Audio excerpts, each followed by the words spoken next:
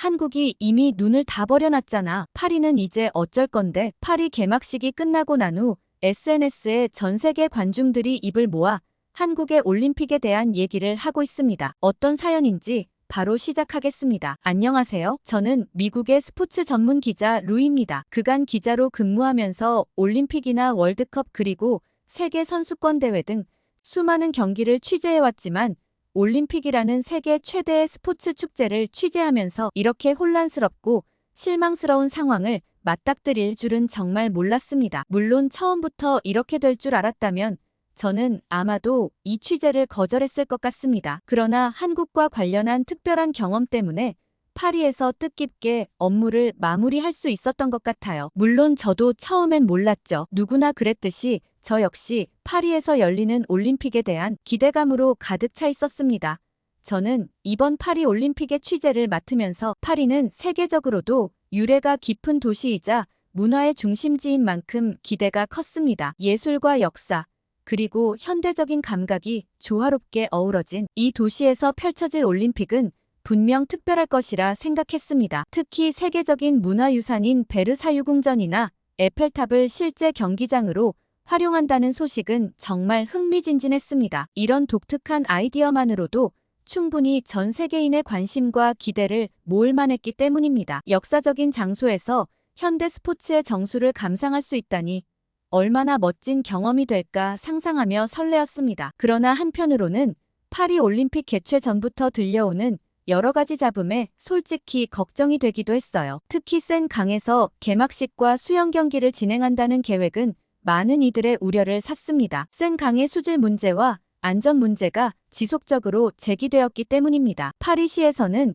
이 문제를 해결하기 위해 무려 14억 유로나 되는 엄청난 예산을 투입했지만 결과적으로 보면 그 많은 돈이 공중분해된 거나 다름없었죠. 게다가 이번 올림픽은 친환경을 표방하며 선수촌에 에어컨도 제공하지 않아 많은 사람들의 염려를 샀습니다. 지구온난화로 인한 이상 기후 현상이 빈번해지는 요즘 한여름에 에어컨 없이 지내야 한다는 소식은 선수들과 관계자들에게 큰 스트레스로 다가왔을 것입니다. 그래도 문화 강국인 프랑스가 설마 올림픽 준비도 제대로 하지 않았을까 싶었고 어느 정도 염려스럽긴 했지만 결국에는 무사히 잘 치러낼 거라 기대했어요. 프랑스의 기술력과 문화적 저력을 믿었기 때문입니다. 저는 개막식 일주일 전부터 파리에 도착해 현지의 분위기와 반응을 전하는 역할을 맡았어요. 그런데 저는 파리에서 며칠 지내면서 세계적인 문화도시로 알려진 이 도시가 올림픽 준비에 얼마나 미흡한지를 피부로 느낄 수 있었습니다. 에펠탑과 루브르 박물관으로 대표되는 화려한 관광지 이면에 올림픽을 위한 기본적인 준비조차 제대로 되어 있지 않은 모습은 충격적이었습니다. 거리 곳곳에서 올림픽 준비로 인한 혼잡함과 불편함이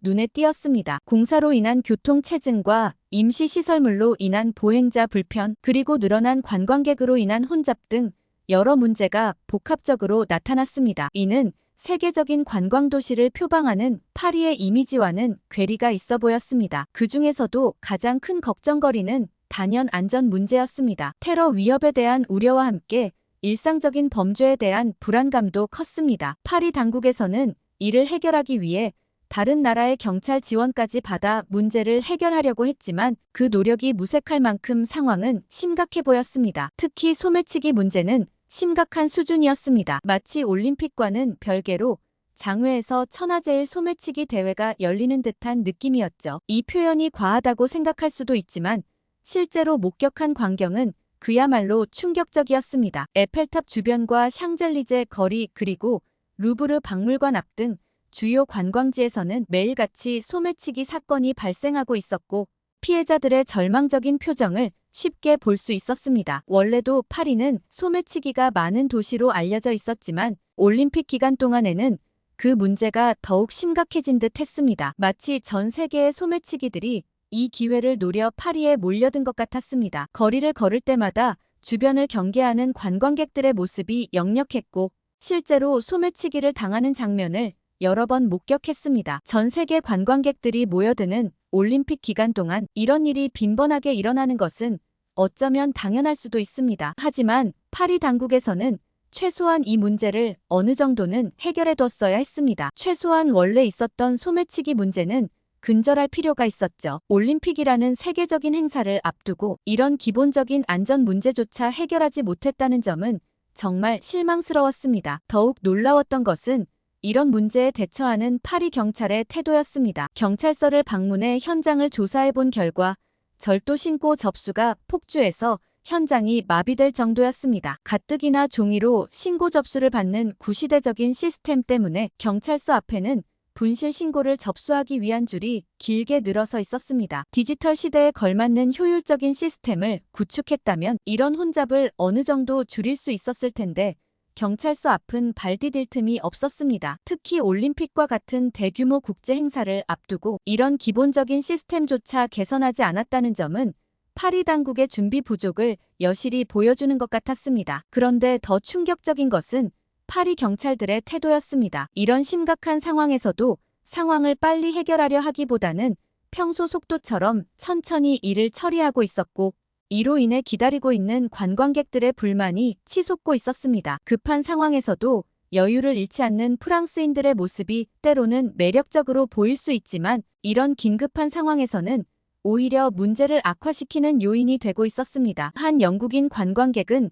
분노를 참지 못하고 경찰에게 소리를 지르기 시작했습니다. 이게 무슨 상황입니까? 우리는 여기서 몇 시간째 기다리고 있는데 당신들은 마치 아무 일도 없다는 듯이 행동하고 있어요. 그의 외침에 다른 관광객들도 동조하기 시작했고 경찰서 안은 순식간에 아수라장이 되었습니다. 이 많은 분실 신고를 다 해결하기란 불가능해 보였습니다. 결국 관광객들이 스스로 자기 물건을 잘 챙길 수밖에 없겠다는 생각이 들었죠. 이는 올림픽을 즐기러 온 관광객들에게 너무나 큰 부담을 지우는 것이 아닐까요? 안전하게 즐길 수 있어야 할 축제의 장이 오히려 긴장과 불안의 연속이 되어버린 것 같아 안타까웠습니다. 이런 안전 문제 외에도 파리의 환경 문제도 심각해 보였습니다. 악취가 나는 파리 생강과 더러운 거리를 보면서 프랑스가 올림픽을 통해 보여주고 싶은 게 뭔지 의문이 들었습니다. 솔직히 저는 이 모습을 보면서 중국이 떠올랐어요. 중국과 파리의 모습이 굉장히 흡사한 것 같다는 생각이 들었죠. 표면적으로는 화려하고 웅장해 보이지만 그 이면에는 많은 문제점들이 도사리고 있다는 점에서 말입니다. 이는 단순히 외형적인 유사성을 넘어 사회 구조적인 문제점들까지 연상시켰습니다. 사실 파리가 지금 문화적으로 굉장히 성장할 수 있었던 건 과거에 다른 나라를 침략해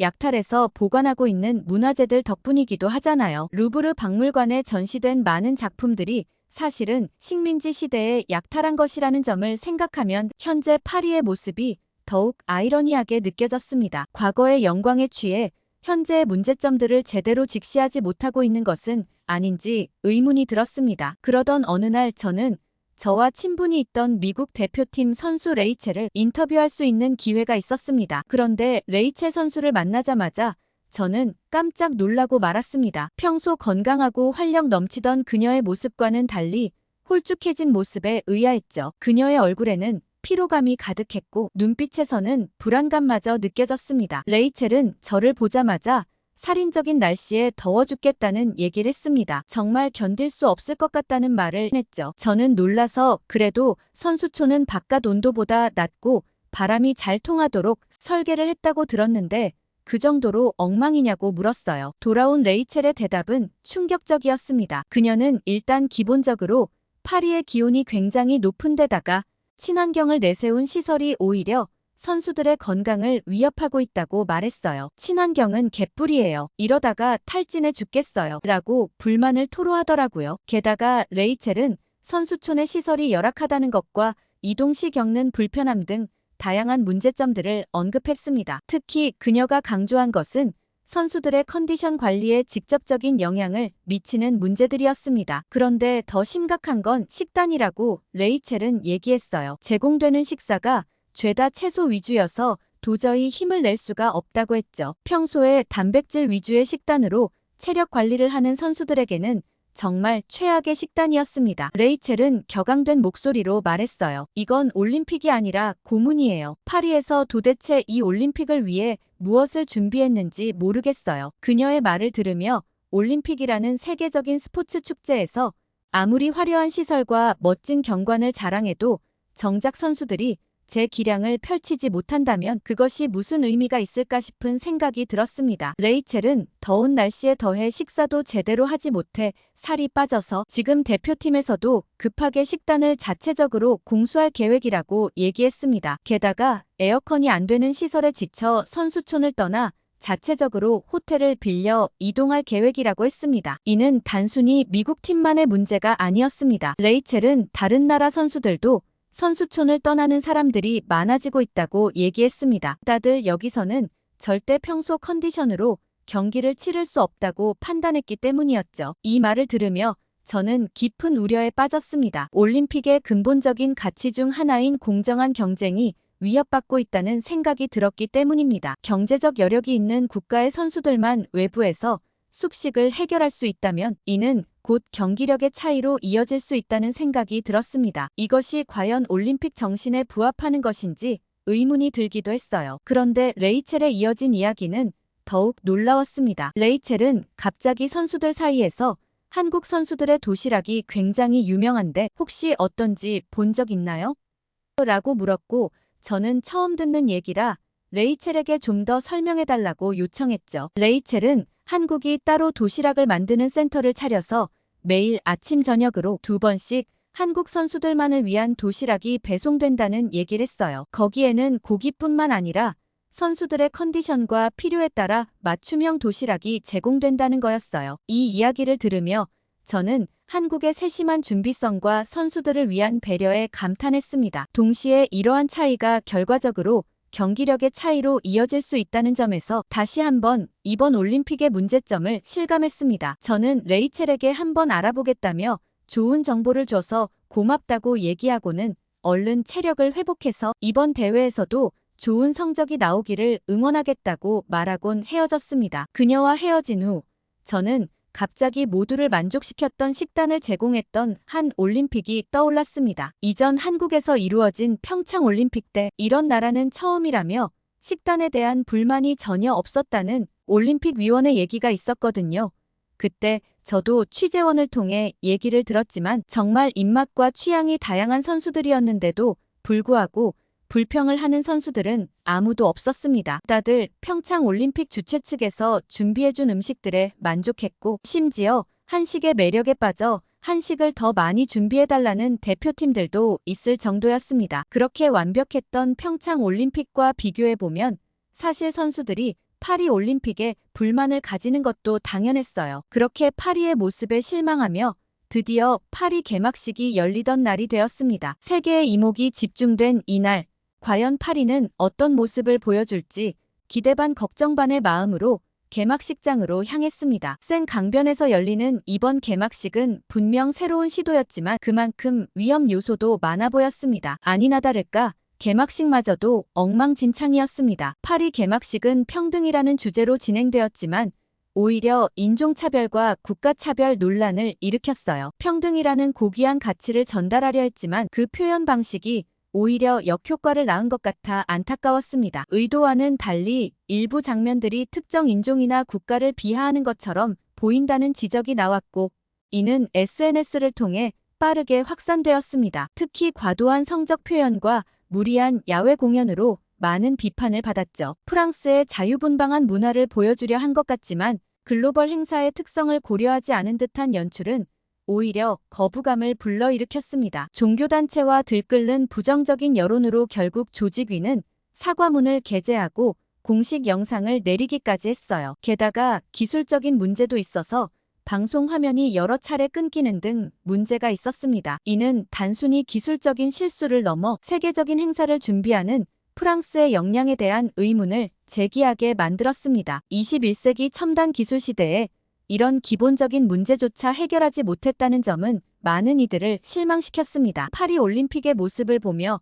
저는 자연스럽게 6년 전 평창 동계올림픽을 떠올렸습니다. 평창은 파리의 5분의 1 그리고 베이징의 10분의 1의 예산으로 믿기 힘든 퍼포먼스를 보여줬어요. 적은 예산으로도 뛰어난 성과를 낼 수 있다는 것을 증명한 평창 올림픽의 모습이 더욱 빛나 보였습니다. 효율성과 창의성의 결합이 얼마나 놀라운 결과를 만들어낼 수 있는지를 보여준 좋은 사례였죠. 평창 올림픽의 성공은 단순히 비용 효율성에만 있지 않았습니다. 한국의 전통 문화와 첨단 기술을 아름답게 조화시켜 세계인들의 마음을 사로잡았습니다. 특히 개막식에서 선보인 퍼포먼스들은 지금도 많은 사람들의 기억에 생생하게 남아 있습니다. 그 중에서도 128개의 드론으로 만든 오륜기 장면은 아직도 스포츠 기자들 사이에서 역대급 오프닝이었다는 평가를 받고 있어요. 이 장면은 단순히 시각적인 아름다움을 넘어 첨단 기술과 예술의 조화를 완벽하게 구현해냈다는 점에서 높은 평가를 받았습니다. 많은 사람들의 마음에 깊이 각인된 이 장면은 올림픽 역사에 길이 남을 명장면이 되었다는 생각이 들었습니다. 또한 평창 올림픽은 파리의 억지스럽고 외설적인 퍼포먼스가 아니라 각국의 문화적 다양성을 존중하면서도 한국의 고유한 문화를 세련되게 표현해냈습니다. 한복을 입은 어린이들의 태권도 퍼포먼스와 한국의 전통 타악기인 장구를 이용한 공연 등은 한국의 전통 문화를 현대적으로 재해석하여 세계인들에게 선보인 좋은 예였습니다. 이는 문화적 정체성을 잃지 않으면서도 세계와 소통하는 방법을 보여준 것이라고 할 수 있습니다. 게다가 평창 올림픽은 남북 화해의 계기를 마련했다는 점에서도 큰 의미가 있었습니다. 남북 공동입장과 여자 아이스하키 단일팀 구성 등은 스포츠를 통한 평화의 메시지를 전 세계에 전달했습니다. 이는 올림픽 정신을 가장 잘 구현한 사례로 평가받았고 이후 남북 관계 개선에도 긍정적인 영향을 미쳤죠. 그런데 이런 생각을 저만 했던 것은 아니었는지 파리 개막식 직후 저는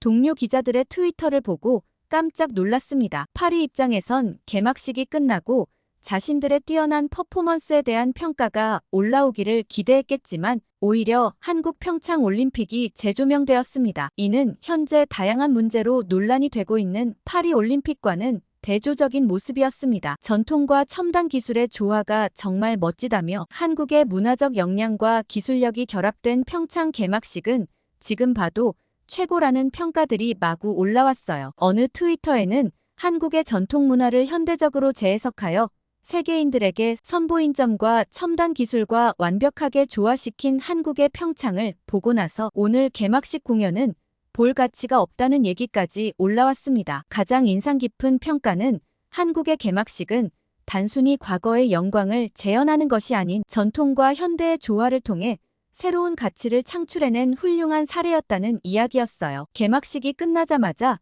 많은 외신들이 평창 올림픽과 파리 올림픽을 비교하며 평창의 성공을 재평가하기 시작했습니다. BBC와 CNN 등 주요 언론사들은 평창 올림픽의 효율성과 창의성을 높이 평가하며 앞으로 한국 올림픽을 모델 삼아 따라할 필요가 있다고 평가했습니다. 특히 적은 예산으로도 충분히 감동적이고 의미 있는 올림픽을 만들어낼 수 있다는 점을 강조했죠. 한국의 퍼포먼스는 오히려 시간이 지날수록 그 가치가 더 빛나는 것 같다는 생각이 들었습니다. 당시에는 미처 깨닫지 못했던 평창 올림픽의 가치들이 시간이 지나면서 더욱 선명하게 드러나고 있는 듯 했습니다. 다음 날 저는 한국 도시락이 인기가 많다는 레이첼의 말이 떠올라 한국 선수단의 도시락 센터를 찾아가 보았습니다. 그곳에서 본 광경은 그야말로 놀라웠어요. 센터에는 영양사와 조리사 그리고 식품위생 전문가들로 구성된 팀이 바쁘게 움직이고 있었습니다. 그들은 각 선수의 경기 일정과 개인 체질을 고려해 맞춤형 식단을 제공하고 있었어요. 특히 인상 깊었던 것은 한식의 과학적 접근이었습니다. 다들 워낙 바쁘게 일하는 터라 인터뷰하기 쉽지 않았습니다. 센터장님을 인터뷰하고 싶었는데 센터장님은 선수들을 위해 도시락을 만드는 게 먼저라 기다려달라고 얘기하셨어요. 저는 2시간을 기다린 끝에야 겨우 센터장님을 인터뷰할 수 있었고 센터장님은 또 회의의 식단 준비를 해야 해서 최대한 짧고 간략하게 끝내달라고 부탁하셨어요. 2시간 기다려 겨우 얻은 짧은 인터뷰 시간이었지만 센터장님의 프로 정신에 더욱 감동할 수밖에 없었습니다. 센터장님의 음식을 준비하는 과정과 이야기를 들어보고서 저는 깜짝 놀랄 수밖에 없었어요. 단순히 음식을 만드는 것 이상의 무언가가 있었거든요. 센터장님은 한식의 발효식품들은 굉장히 훌륭한 역할을 많이 한다고 했어요. 예를 들어 김치나 된장 그리고 청국장 등은 장내 미생물 개선과 면역력 향상에 탁월한 효과가 있다고 하시며 최신 연구 결과를 바탕으로 이를 적극 활용하고 있다고 했어요. 또한 불고기나 삼계탕 같은 영양가 높은 전통 요리들은 선수들의 체력 회복에 큰 도움을 주기 때문에 매 끼니 꼭 고기 식단을 반영한다고 하셨습니다. 게다가 도시락에는 주먹밥 같은 간편식도 있고 선수들의 기력 보충을 위한 찹쌀 사골주까지 준비되어 있다고 했어요. 게다가 급식센터에서는 신선도 유지를 위해 육류와 채소 그리고 과일 등은 프랑스 현지에서 직접 조달한다고 하더라고요. 그런데 더 놀라운 건 다음이었어요. 한국인은 밥심이라며 주재료인 쌀 1.5톤과 한국의 전통 음식 김치 0.5톤 그리고 각종 양념류는 모두 한국에서 직접 가져왔다고 하더라고요. 올림픽을 위해 만반의 준비를 한 한국팀이 대단하다고 느껴졌습니다. 그런데 제가 이 도시락과 관련하여 정말 예상치 못한 감동적인 장면을 목격하게 되었어요. 우연히 경기장 내부 선수 대기실을 취재하고 있을 때였는데 믿을 수 없는 장면을 보게 되었습니다. 한국 선수 중 어떤 선수가 자신의 도시락을 다른 나라 선수들에게 나눠주고 있었어요. 저는 저렇게 정성스럽게 준비한 도시락을 왜 나눠주는 거지 하고 생각했지만 얼마 가지 않아 그 이유를 알 수 있었습니다. 도시락을 받은 선수에게 이유를 물어보니 한 에티오피아 선수가 이렇게 설명해 주었습니다. 한국 선수가 자발적으로 저에게 도시락을 나눠주었어요. 아무래도 선수촌 식단이 워낙 형편없으니 제대로 먹지 못해 힘을 못 쓰고 있었죠. 그런데 그걸 느낀 한국 선수가 제게 한번 맛보라며 권해주었고 제가 너무 맛있어 하자 그 뒤로 한 번씩 볼 때마다 따로 제 걸 챙겨주는 것 같았어요. 라고 얘기했습니다. 식사가 충분치 않아 고생하고 있던 개발도상국 선수들을 챙겨주는 한국 선수의 따뜻한 모습에 감동을 느꼈어요. 그의 말에 의하면 한국의 그 선수는 자신에게 제공되는 도시락과 간편식을 받으면 일부를 다른 나라 선수들에게 나누어 준다고 했습니다. 특히 개발도상국 출신의 선수들을 우선적으로 챙기는 모습을 볼 수 있다고 했어요. 저는 수소문 끝에 그 선수를 찾을 수 있었고 바로 한국 선수단 숙소로 향했습니다. 제가 이 내용에 대해 취재를 원한다고 하자 스태프는 기사화되길 원치 않는다고 했습니다. 선수 개인이 안타까운 마음에 챙겨준 건데 혹시나 대대적으로 기사가 나서 해당 선수들이 곤란해질 수 있을까 염려된다고 했습니다. 그러면서 한국 선수의 입장을 대변해 주었습니다. 우리 한국 선수들은 풍족한 환경에서 훈련할 수 있었지만 많은 선수들이 그렇지 못하다는 걸 알고 있습니다. 특히 그 선수는 그런 상황에 늘 감사함을 느끼면서도 그렇지 못한 선수들에 대한 안타까움을 많이 느끼는 선수였어요. 그래서 아마도 가진 것을 나누어 주지 않았을까 싶네요. 어찌 보면 그건 당연한 일이라고 생각해요. 이것이 진정한 올림픽 정신 아닐까요? 저는 비록 해당 선수를 만날 수도 없고 기사화하진 못했지만 스태프의 말에 깊이 공감하며 그 선수에 대한 존경을 표시하고 싶었습니다. 사실 한국도 예전에 원조를 받는 나라였잖아요. 지금 생각해보면 그때 한국에서 이렇게 어마어마한 나라로 성장할 수 있었을까? 상상도 안 될 정도로 폐허였던 나라였는데 놀라운 생각밖에 안 드는 것 같아요. 저는 우연히 선수촌 근처에서 또 다른 도움을 받은 선수를 인터뷰할 수 있었습니다. 오프 더 레코드인 관계로 해당 선수의 출신 국가와 종목까지 비공개하는 점을 양해 부탁드립니다. 그 선수는 개발도상국에서 온 선수였는데 파리에 와서 처음 며칠간은 제대로 된 식사를 하지 못했다고 합니다. 그러나 한국의 어느 선수가 웃으면서 자신의 도시락을 내밀었고 두 사람은 서로의 언어를 모름에도 불구하고 손짓 발짓으로 대화를 나누었다고 얘기했습니다. 비록 말이 통하지 않았지만 한국의 선수는 정말 친절하고 다정했다고 얘기해 주었어요. 특히 김치를 처음 맛보고 나서는 매워서 깜짝 놀라서 바로 밥을 마구 먹을 수밖에 없었다고 얘기했습니다. 그렇지만 아삭아삭한 식감이 인상적이어서 정말 맛있게 먹었다고 했죠. 다 먹고 나서 정말 고맙다고 얘기하며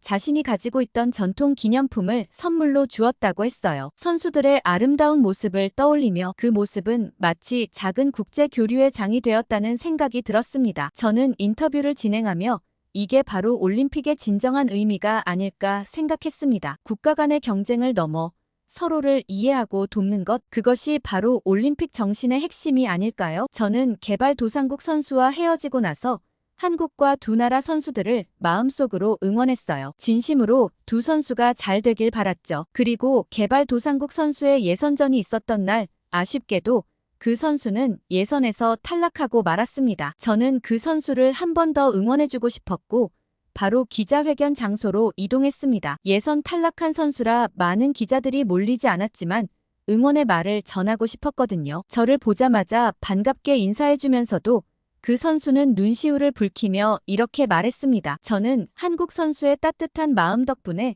이번 올림픽에서 힘을 얻었어요. 비록 예선에 통과하지는 못했지만 제 인생 최고의 기록을 세웠습니다. 이건 메달보다 더 값진 선물이에요. 한국 선수가 제 경기를 봐주었나 모르겠어요. 이 자리를 빌어서 그 선수의 관심 덕분에 제가 이 정도의 성적을 거둘 수 있었다고 말해주고 싶고 언젠가 꼭 한국에 가서 이 은혜를 갚을 거라고 전해주고 싶어요. 개발도상국 선수의 이야기를 들으면서 제 마음에 감동의 물결이 일었습니다. 한국 선수 입장에서는 매우 작은 나눔의 행동이겠지만 저는 다시 한번 한국 선수의 따뜻한 마음에 감탄할 수밖에 없었습니다. 그 선수는 진정한 올림픽 정신을 몸소 실천하는 훌륭한 사람이었던 거죠. 이 한국 선수의 이야기에 감동하고 있을 때 저는 이게 꼭 한국 선수단만 그런 건 아니라는 사실을 알 수 있었습니다. 특히 한 한국인 자원봉사자 이야기가 SNS에 퍼져 순식간에 화제가 되었는데요. 바로 80대 미국인 노부부인 존과 메리 톰슨 부부의 이야기였습니다. 두 분은 올림픽 수영 경기를 보러 왔다가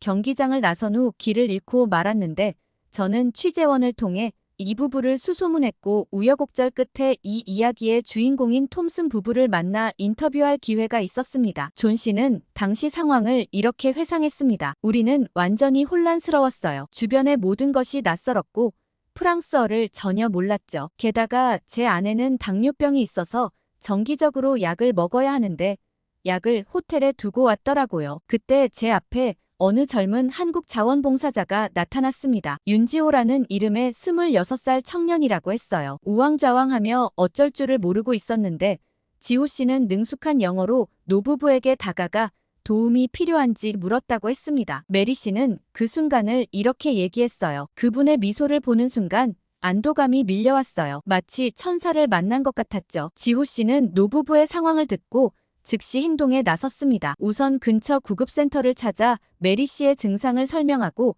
당뇨약이 필요하다고 전달한 후 응급 처치를 부탁했다고 했어요. 그리고 그와 동시에 호텔을 찾기 시작했다고 했습니다. 그러나 예상치 못한 복병이 있었어요. 노부부는 호텔 이름을 정확히 기억하지 못한 데다가 휴대폰 배터리가 부족해 호텔 이름을 확인할 수도 없었던 거였죠. 그러나 한국인 지호 씨는 포기하지 않고 부부에게 질문을 하나 했다고 했습니다. 두 부부는 질문을 듣고 깜짝 놀랐어요. 그 주변에 뭐가 있었는지 물어봤다고 했죠. 지호 씨는 두 부부의 기억에 의존하여 그 주변 랜드마크를 파악한 다음 휴대폰을 보기 시작했다고 했습니다. 한국 사람들은 IT 기계를 다루는데 굉장히 익숙하다고 들었는데 지호 씨의 실력은 어마어마했다고 했어요. 지호 씨는 AI를 활용해 부부가 기억하는 내용을 입력했고 그 주변 유사한 호텔 목록을 쫙 뽑아달라고 했대요. 그러자 순식간에 부부가 묵었을 만한 호텔이 여러 군데 나왔다고 했습니다. 그러고는 부부에게 로드뷰를 보여주며 하나하나 맞는지 찾아갔다고 했습니다. 최종적으로 부부가 묵었을 만한 유사한 호텔 3군데를 찾을 수 있었고 부부가 지치면 잠시 쉬었다 가자며 카페에 들르기도 했다고 했어요. 아무래도 나이 드신 분들이라 체력이 좋지 않은 걸 배려해준 지호 씨의 마음이 빛나는 부분이었죠. 지호 씨는 정말 끈질기게 찾아다녔다고 존 씨가 말했습니다. 심지어 제 아내가 걷기 힘들어하자 자기 등에 업고 가겠다고 했어요. 물론 우리가 말렸지만요. 라는 얘기까지 하셨어요. 결국 지호 씨는 3시간의 고군분투 끝에 마침내 호텔을 찾아냈다고 했고 호텔 직원들도 노부부의 실종을 걱정하고 있었다고 합니다. 지호 씨는 노부부를 안전하게 호텔로 모셔다 드린 후에야 안도의 한숨을 내쉬었다고 했어요. 호텔로 모셔드린 다음에도 부부가 예약한 다른 경기 일정을 꼼꼼하게 체크해주고 미리 지도에 하나하나 다 표시해 주었다고 했어요. 그리고 지호 씨의 연락처를 남겨놓고는 언제든 도움이 필요하면 연락하라고 했다고 했습니다. 그 다음날 톰슨 부부 씨와 지호 씨의 사연을 알게 된 부부의 아들이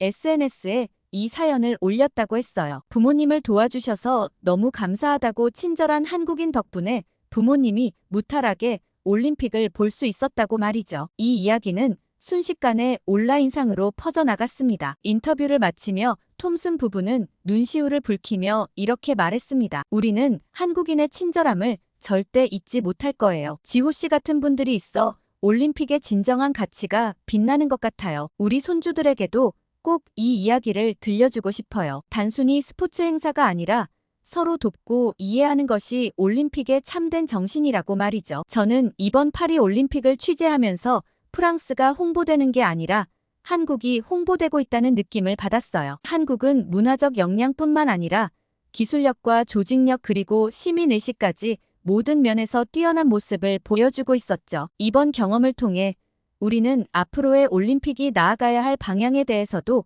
진지하게 고민해 볼 필요가 있다고 생각합니다. 큰 규모와 화려한 외형보다는 한국처럼 진정한 올림픽 정신을 구현하고 지속 가능한 발전을 추구하는 올림픽이 필요한 시대가 온 것 같다는 생각이 들었습니다. 어쩌면 멀지 않아 한국에서 개최하는 세계대회를 참석하러 갈지도 모르겠다는 생각이 드네요. 오늘 미국 기자 루시의 사연 어떻게 들으셨나요? 앞으로 세계대회를 개최하는 나라에서는 한국의 자문을 받아야 하지 않나 싶을 정도로 전 세계에서 칭찬이 쏟아지고 있다니 뿌듯합니다. 오늘 사연에서 인상 깊으셨던 점을 댓글로 달아주시고 함께 자랑을 나누었으면 합니다. 구독과 좋아요 꾹 눌러주시고 더 재미있는 사연으로 돌아오겠습니다. 여러분의 사연 제작소 감동필름이었습니다.